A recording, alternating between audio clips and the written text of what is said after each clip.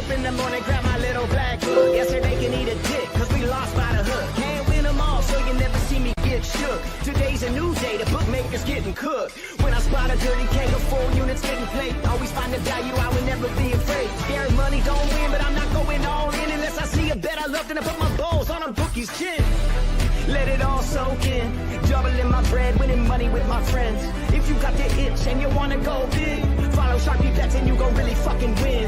This is not financial advice, it's entertainment. But if I find the right price, believe I'm parlaying it. You can see my spreadsheet, I'm winning, not just saying it. Profit in the green every week, I'm never negative. I can bet an ace or a shitty all picture. Pick the right spots cause I'm the K-pop whisperer. Shut up when I speak until you finally get the picture. I'm the best in the world, tell me you getting richer. Fuck the bookies, fuck the bookies. FTV screaming fuck the bookies, fuck the bookies, fuck the bookies, fuck the bookies, fuck the bookies, fuck the bookies, fuck the bookies. FTV screaming fuck the bookies, fuck the bookies, fuck the bookies. Middle finger in the air screaming fuck the bookies.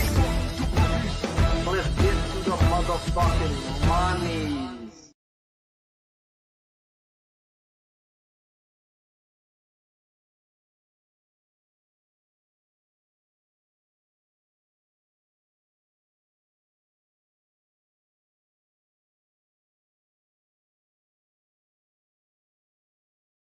This shit out again. Fuck the bookies. Look who's in the house. My guy. Let's fucking go. You just sent me a message about some baseball, but you know I didn't have time. Can you hear me? No one's even answering me. So that's not a good thing. Can you hear me? So that means yes. I don't know.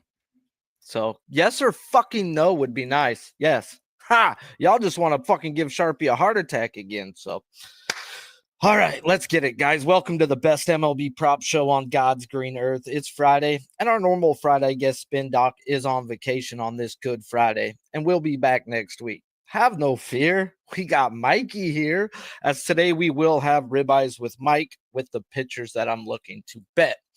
So enough small talk, guys. Let's get to the monies. If you like what you're hearing, do me a favor, smash that like button. If you're new to this channel, please hit the subscribe button as well. Today, we are dual streaming it. We do have it on Sports Money as well as my channel. So if you're new to either or, hit the fucking link and subscribe. Cole Ragans is the first guy I'm going to talk about at the Tigers. Morning line 8+ -110 on BetMGM. Still the same. Pitching out 17.5 -145 to the over. Earn runs 1.5 -135 juice to the over as well. Projected lineup is 7 righties and 2 lefties. Ragans gets the Tigers, who over the last 200 plate appearances versus lefties are walking league average, striking out 26.5% of the time with a middle of the pack ISO. So let's go see who they've seen in that time span, as they've seen the Brewers, Twins, Mariners, and White Sox, all who don't have a left-handed pitcher I'd look to bet on, yet they did see the Yankees. And it was balls cold the day Rodon pitched. He went 6 innings, gave up 5 earned runs, had 8 punch-outs. Well, Fried followed him up the next day, 7 innings with 11. Yeah. So, yeah, guys, they've been striking out to the dogs as well as middle of the rotation type of guys. And we have one of the biggest dogs on the card today going here, who happen to be a division rival. Ragans has had 4 games this year, 3 of them with 10 or more strikeouts, as this is a divisional game, and we do have some past history, very small, but 43 at-bats, and he is striking out this projected lineup 28% of the time. Ragans has been in the zone 3% more than league average, as well as being in above league average over the past few seasons. So I go run this projected lineup for zone contact. And on last year's metrics, we have 8 of the 9 that are league average or worse when it comes to zone contact. And on this year, it is 5 of the 9 are actually better than league average at zone contact in their small sample size. For zone contact, on his last year's metrics, guys, like I said, that's the one where if you're going to pound the zone that I'm going to pay attention to. And we have 2 lefties in this lineup. And in his career, guys, you're going to hear this man has struggled to death at striking out lefties. And that's very weird for a left-handed guy to be not striking out his own side. Usually you should dominate it. Skubal was like that for the first 5 years. Now he's come along. Well, I'm going to tell you guys, Cole Ragans has come along, and he's at a 28% this year, and I'm going to tell you it's going to fucking stay. What has changed with Cole Ragans? His arm degree. His angle has now dropped down to 39 degrees, which is the lowest in his career by 4% and 6% better than it was last year. So, yeah, Chris Sale is starting to rub off on all these other lefties, as you've seen them all starting to drop their arm slot. So let's go run this pitch mix, guys, to see what I come up with. And I come up with 9.5 on a bad day. Now, I say a bad day, meaning they still got to show up and go 6+ innings. So, yeah, today looks to be a day I might probably have the most action I'm going to have all year so far to this date, as I'm going to be looking to fire as I have that 9.5 as they have them at a 7.5. The wiggle room is there, but I do expect Margot to be in the lineup, and I want to see who they take out. Margot is going to be dropped to a half strikeout to a 0, as Margot is a good contact guy. And I want to see, do they take out somebody I have at 1.5? So I'm looking to bet Ragans over. It's over or nothing.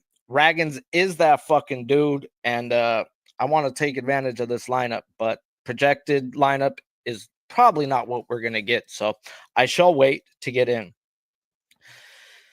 What I should have waited on was the very first time this guy fucking pitched we're going to talk about. And that's Jackson Jobe versus the Royals.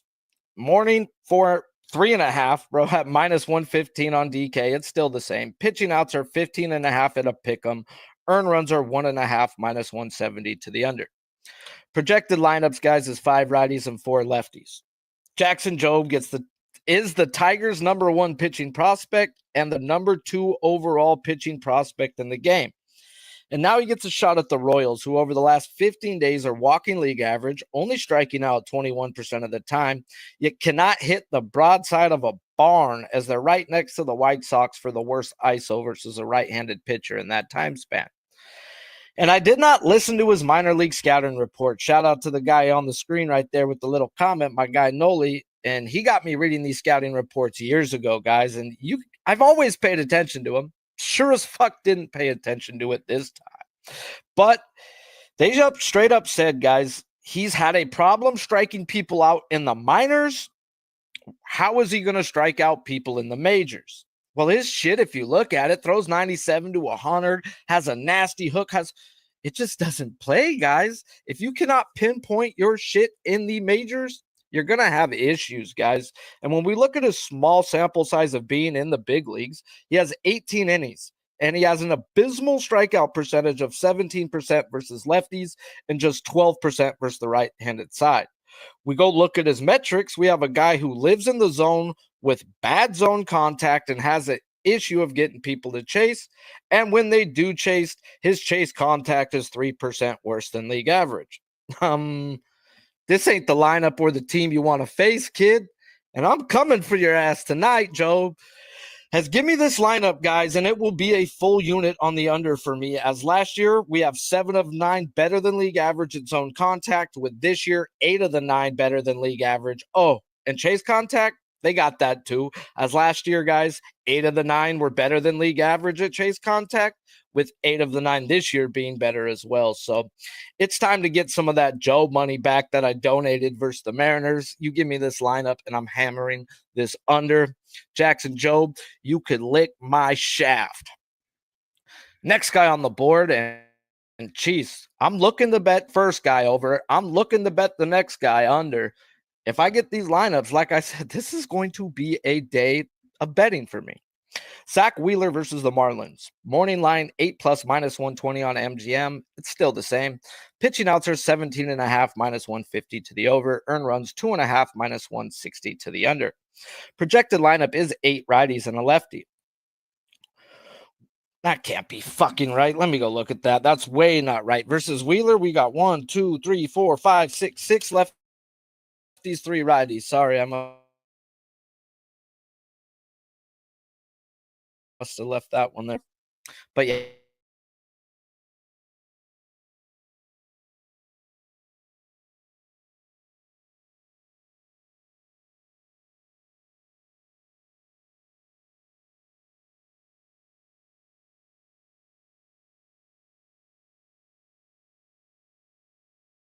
walking above league average, yet striking out second worst in the league at 27.3%, with a bottom 5 ISO to boot. Yet we get no love if we want in on the wheels today, guys, as he is 3-1 to the over this year, averaging 7 punch-outs a game. Now, this is a divisional matchup, but we only have some past history, guys. Really nothing to write home about. We have 2 guys in this lineup with 7 at-bats or more, so really there's not much for me to put into it. So the key with Wheeler, guys, it's always been chase contact, and through his career, that is the one thing that he is not better than league average at. It's actually worse than league average by 2%. Now, he has had 4 games this year. The first game of the year, he went off, guys, but it's hard to take that in. So in the other 3 games, he had the Rockies, Braves, and Cardinals. Went off on the Rockies and Braves game with 7 and 10 respectively, and only 3 versus the Cardinals. Where the Braves are around league average when it comes to chase contact, he had 7. The Rockies were worse than the league. He had 10. Cardinals are a top 7 team at chase contact. He only had 3. The fucking key is there. It just tells you which way to go when we use keys. So let's just go look at it, guys, because we got to look for this chase contact. So we run the projected lineup, and be it last year or this year's metrics, it says we can get to the pitch mix. As last year, 6 of the 8 as a kid is in the lineup was worse than league average at chase contact. And this year, 5 are 5 and 2 as 2 of them are kids. And there's nothing to write home about their career freaking metrics as they just got called up. We're talking Sanchez and Norby, guys, 2 guys with terrible metrics through their career. They've only been called up in the last week, so there's nothing to write in on this year.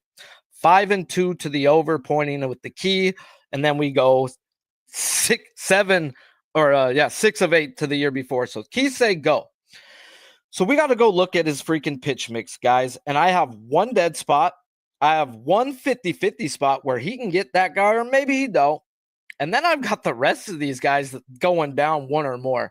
I've got Wheeler from anywhere from 9 to 12.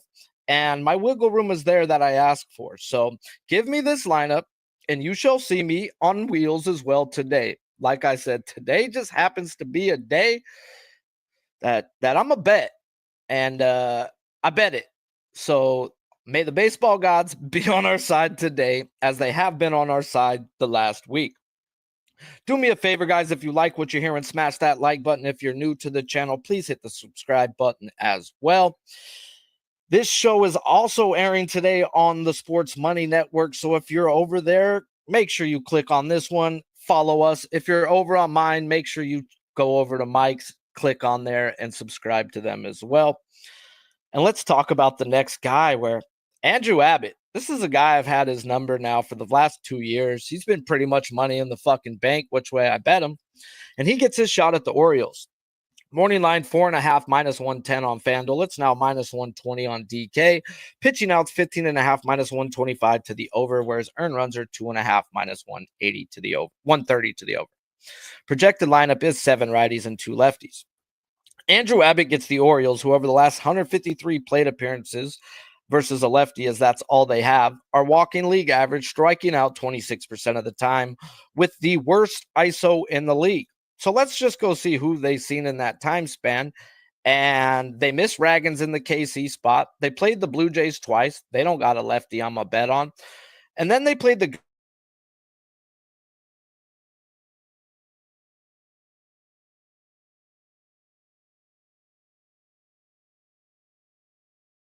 hourless with 8 punch outs.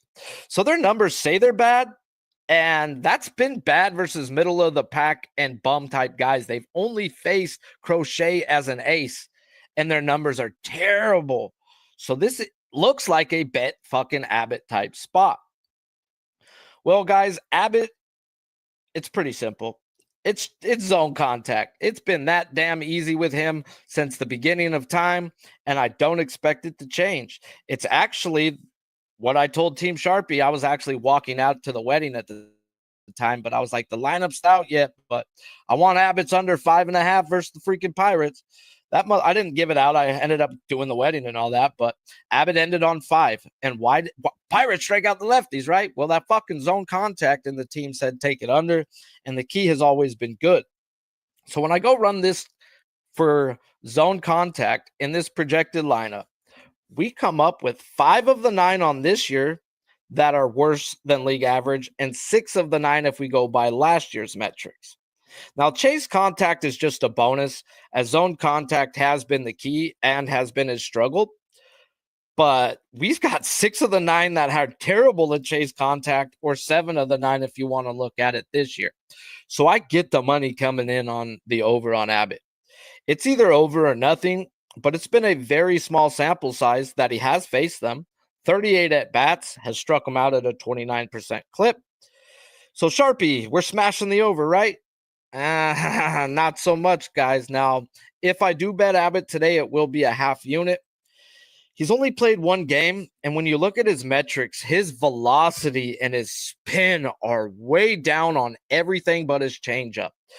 And a guy who only topped out at 93 miles per hour as it was last year, 93 and a half, I can't sit on him at 91 and a half, 92. So this may be a spot to not go all balls deep in. I mean, I get it. It's over or nothing right here, especially the way the O's have been versus lefties, and the fact that I do look at Abbott as a middle of the pack guy like Logan Allen, but he does have the upside of a 2. So the only red flag right now is just his metrics, his velocity, and his spin, guys. And I'm betting on him being the guy he's been the last 2 years. And in the first game, he wasn't that. So the lean is the over. Not sure if I'm going to get there. If you don't see me there, I'm afraid of them red flags. And if you see me only go half unit, it's because them red flags. Lodolo, I look at as a number 1. I went up against it, only went half unit, but his stuff was also down, and I took him versus the Mariners, and we got there. Was it the way I drew it up? No, but we got there. The end of the day, guys. So Andrew Abbott not being a hog like I look at some guys may be the reason where I just let this one be, but it's over or nothing, especially if O'Neill is in the lineup, but he has been day to day. Last guy we're going to talk about right quick, not long at all. Then we're going to get into the hitting prop part of this show, is Yoshinobu Yamamoto at the Rangers. Morning line, 5.5 at -140 on DK or 7+ on FanDuel. It's still the same. Pitching out 17.5 -175 to the over. Earn runs 1.5 -155 to the over. Projected lineup is 5 righties, 4 lefties. Yoshi's gets the Rangers, who over the last 15 days versus right-handed pitching are not walking, striking out only 21% of the time with a middle-of-the-pack ISO. So who have they seen in that time span? As Taj Bradley had a very tough first inning, yet ended up going 5 innings with 7 punch-outs. Drew Rasmussen dealt 5 innings, yet only had 4 strikeouts on 79 pitches. Then a series with the Cubs, who don't have a right-handed pitcher I'm looking to bet.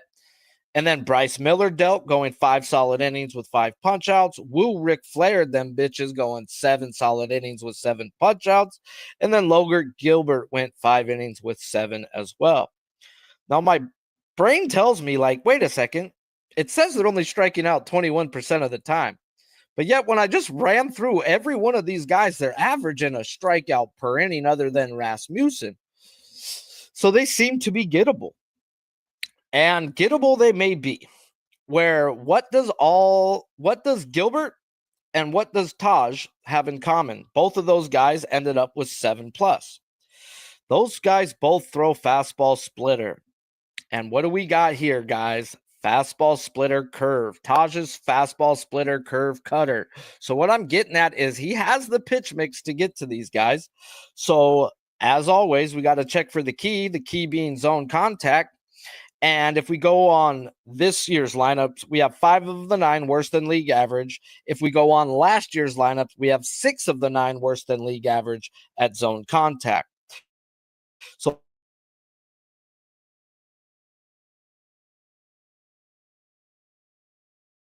point to the wiggle room right there. And I see the top 3 guys in this lineup being tough, being the toughest of them all. The meat of the lineup is going to be 4 through 9, and it may be a live bet type spot. It may be, DraftKings got him at 5.5 right now, -140. If he don't strike out the first 3, he goes 1, 2, 3. He's at 15 pitches or less. I may see a 4.5. And that's where my wiggle room will come in, guys, is at 6 for me to get in. And I really think the live way it may be to do it. Now it's over or nothing, as this team has struggled versus the Dogs. We talked about Yoshi making that second step, taking that second step forward in his second year, and he's done nothing but fucking deliver. Speaking of deliver, guys, we got to deliver the fucking part that most of y'all show up for. I know a lot of y'all show up for me. I appreciate y'all. But a lot of you guys show up for the hitting props as well. And it wouldn't be a fucking show if we didn't talk hitting. And, man, my feed must be listening to me because I must yell RBI by my phone, because you know how these fucking things go. Because all I see is other people's RBIs bets when I scroll through my Twitter. Not saying I scroll through much. I'm usually looking for booty cheeks. You know, I'm an ass man. But at the end of the day, guys, this man started what most people are doing now, and that's betting RBIs. They may be a dog. They may be a tiger, a lion, but they ain't a fucking megalodon. Megalodon, the size of really 2 school buses. Are they extinct? Are they extinct? That's the big question. What's the new evidence now? A satellite photo near Sao Paulo. When you compare them next to the first photo, I'd say that's a 70-foot shark. It's got to be a 70-foot shark. Got to be a 70-foot shark.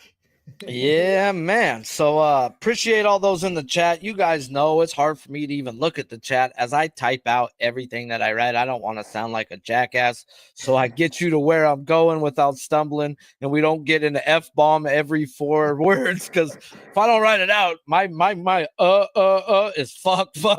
So yeah, we got baseball, bro, and it might be the heaviest card I'm betting all year. I appreciate that, man. Thank you. First of all, thank you for the co-stream here. Sharpie offered it up the other day and said, when you're on the show, you can put it on your channel. And I said, let's do it, man. This is the best damn prop show in the baseball business, the Balking Dead. And here we go, live. Tag team with my man. So very much appreciate the opportunity here. We got to get going, though. We got 4 plays today. I wanted to get in there on a 5th, but I don't think he's going to make the lineup. So actually, it was going to be 4 regardless. I like to bring in a 4-pack of ribeyes for you guys, but the family pack, as they say.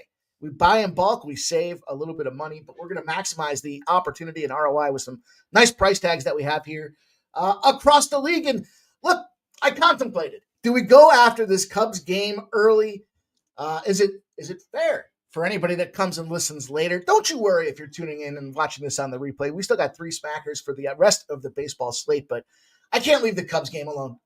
I mean, the board tells you what you need to know about the weather. Look at the total on this thing. Then we start looking, we're talking 11 and a half, Sharpie, 11 and a half. That means the wind's blowing out. Blowing out, baby, with a fucking gale force wind behind it here. And why not take a look? Both these teams are loaded with batters. So, loaded with batters, to me, it's exciting because that means they get on base, and all we need is a sac fly to kind of squeeze one of those guys in there. Now, we do have Rhea and Burns. I'm going to pick on Burns. I'm going to go to the Cubs side of things here, which is kind of unique because I do like the Arizona game. I do like Arizona to pull this one off here just in the situation that they find themselves in from the trends. They're our friends. But I'm going to go to a guy that, I like Kyle Tucker. I'm a sucker for Kyle Tucker. We're not going to Kyle Tucker today. And I like Suzuki, too. I've been fond of what this guy has been doing out there with the ball. But Dansby Swanson's the guy for me today. Kind of lying in the weeds, flying under the radar. And that's because of that, we get the best price tag. Swanson comes in at a plus 140 to smack that RBI. And if you peel the onion back and you look at some of this guy's numbers, he's tied with Kyle Tucker for at-bats. He's got 11 runs, but only 14 hits. And that's kind of why, you look at this across the board. Ian Happ's got 21 hits. Tucker, there he is, 25 hits as well. But these guys get ducks on the pond. He's got 12 RBIs despite just 14 hits. And that just puts him in third behind Tucker and Suzuki. So in his last 7 days, he's been a little bit stagnant. He's had 26 at-bats. He hasn't been finding as great a contact, but the numbers show this guy should come out there and smack. His overall success rate, or I should say just in general, his overall appearances when it comes to pitcher versus batting matchups here. Corbin Burns, nobody's seen him more than Dansby Swanson, and Dansby Swanson is successful. 600, bust that slump. He's got Michael Busch, Seiya Suzuki, Kyle Tucker, and Ian Happ all in front of him. And we're getting a plus 140 price tag. You know, we're going to get back to Crow Armstrong at someday, but Dansby Swanson opens the card up for us at a plus 140. Sharpie, go. Let's go. Let's go, Plus Cubbies. 140 is the sweet spot we found. That's what you got. I mean, when you bet props and you see the one that cashes more often than not, you start to like, okay, that's the money spot. And I mean, I ain't been hot enough to do it yet this year, but this week's starting to turn around. Says 4-1 the last week, but you got to fire when it says fire. You just got to. You know, I was talking the other day about the win rates between minus 110s up to plus 150s. And 45% hit rates are going to make you profitable over the course of the long haul. And then if we get cute and we start doing round robins and parlays and we get some 4-0s in there, then we're just going to stack the units high and let them fly. See, my sweet spot before that sweet spot for my K props is 140 to 150, mainly the 150, minus 150, which I haven't laid yet this year. So there's a couple guys out there today that I may have to lay some juice, and you'll see me do that for the big dog though. So speaking of big dog, who's the next one getting a ribby? Yeah, let's go. Big dogs like that ribeye meat too. They like it ice cold right out of the freezer though, or out of the refrigerator. I need a little medium rare action here, but we should be seeing that grill heat up down in Atlanta. Hot Atlanta, Minnesota Twins, 9.2 miles an hour, Truist Park, busting out pretty much down the center, right down the dick, as they say. And look, we're seeing some bats heating up. This Atlanta side of things, Austin Riley, Ozuna, Olson, Albies, Michael Harris, a lot of lefties in the lineup. Why a lot of lefties? Because guess what Chris Paddock's kryptonite is? Lefties. I teed it up for you. Put that ball on the tee and smack it out of the yard. He stinks out there. He's got a 303 against lefties. Not that he's much better against righties with a 264, but my goodness here. One of the most solid guys on the team. They're all pretty good against lefties, but one of the most solid guys on the team's in the boo-boo spot with the plus 145. You talked about it, Sharpie. When we find that like intersecting opportunity, Matt Olson lights up the Christmas tree here. 64 at-bats, 13 hits, 8 ribbies. And again, smacking. He's got himself a nice 240, just a solid hitter against lefties. And again, being Chris Paddock's weakness, the lefty-righty matchup, he's got a chance for Ozuna, Riley, and Harris all to get on front. What I like about this spot with Olson, I was looking at Austin Riley, and he's been, turning up the heat as much lately as well here.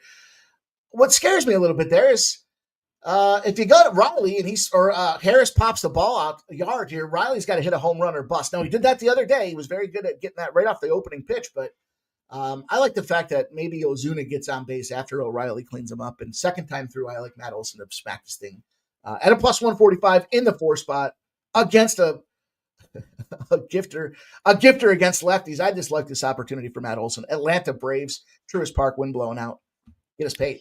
Yes, yeah. Riley has been hot. I definitely like playing my strikeout props versus the Braves, and he's that one where he did hit a home run, but he still got 1 for 3 with a strikeout. That's fine. But like we talked about, I think a week or two ago, the Braves are just pick on a bull. Yes, they're swinging. They've been like this for like years now, 2 years now. They swing for the fences. They're hitting for power, doubles and home runs. And when you hit for power, you strike out. That's right. That's right. And that presents us that opportunity with Matty Olson, the first baseman down there.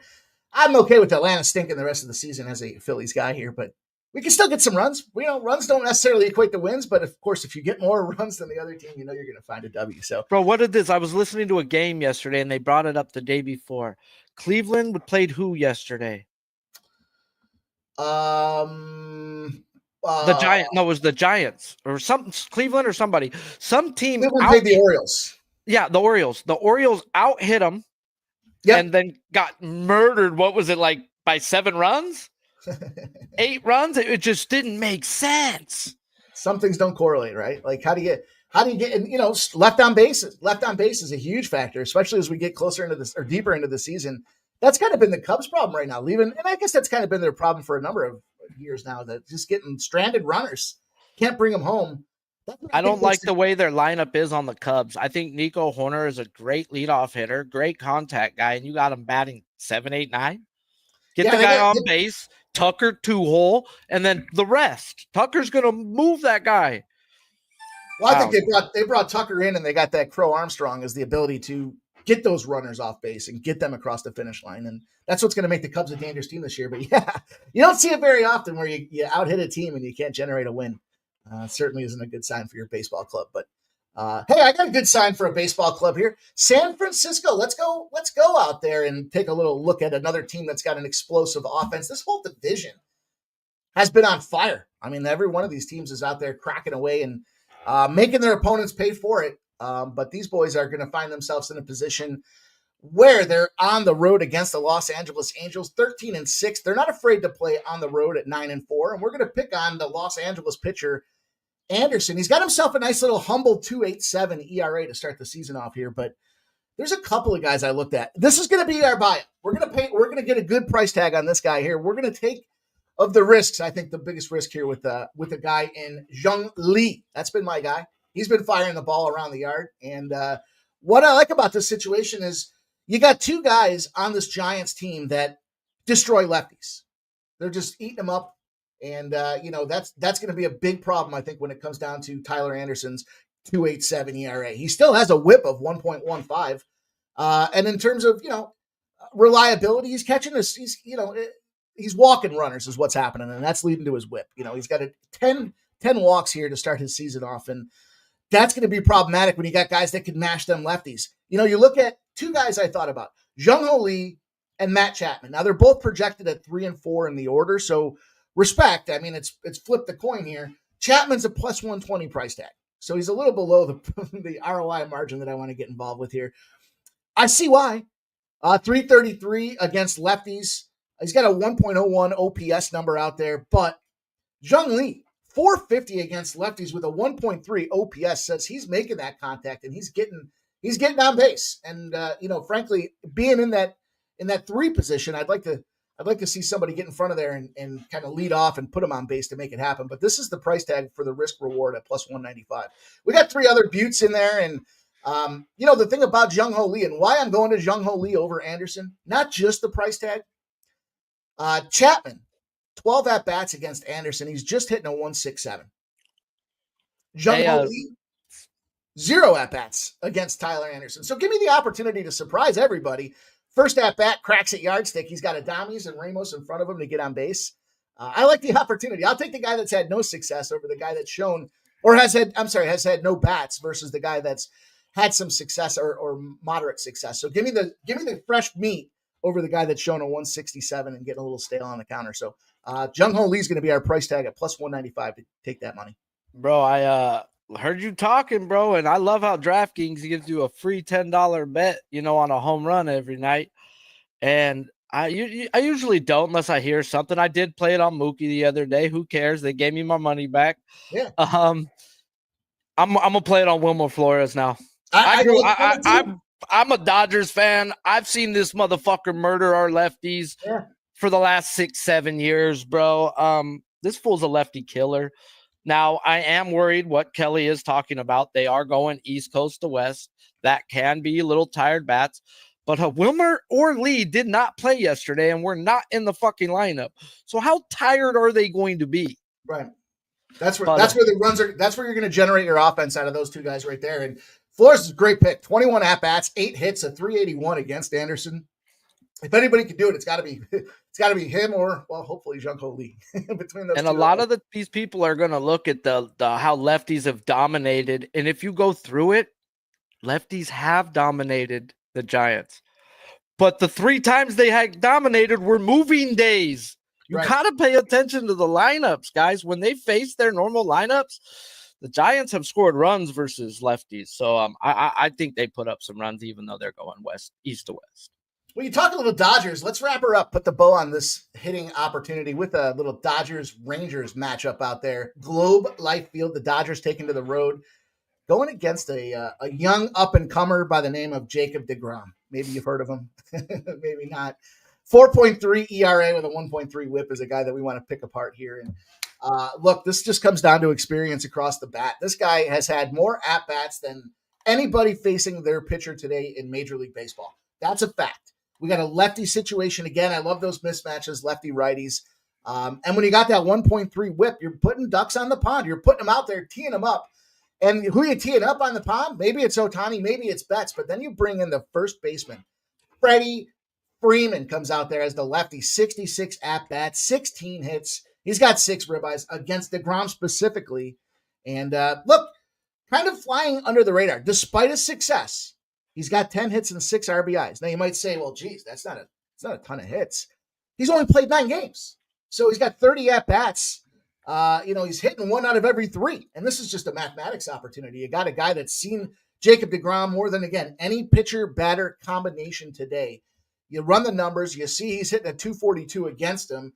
And he's connecting 1 of every 3 with some of the best in the league to get on the pond in front of him in Shohei and Mookie. Plus 165. Seems like the price is not the accurate depiction of what should happen in this game here. The price is wrong, bitch. Give me Freddie Freeman plus 165. That's going to be the way we wrap her up. And yeah. I got to come up with some prices wrong shit, bro. Yeah. Came in, though, with a 4-pack line.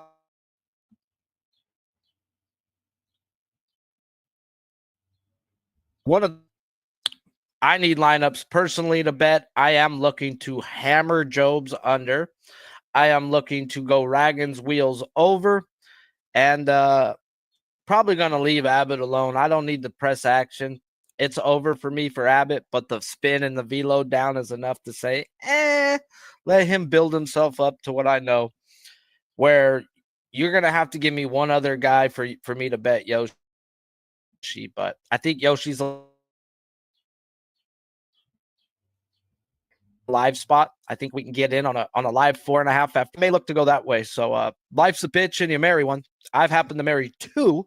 Hopefully you guys don't make the same mistakes that I did as well in gambling. So let's just keep rolling, guys.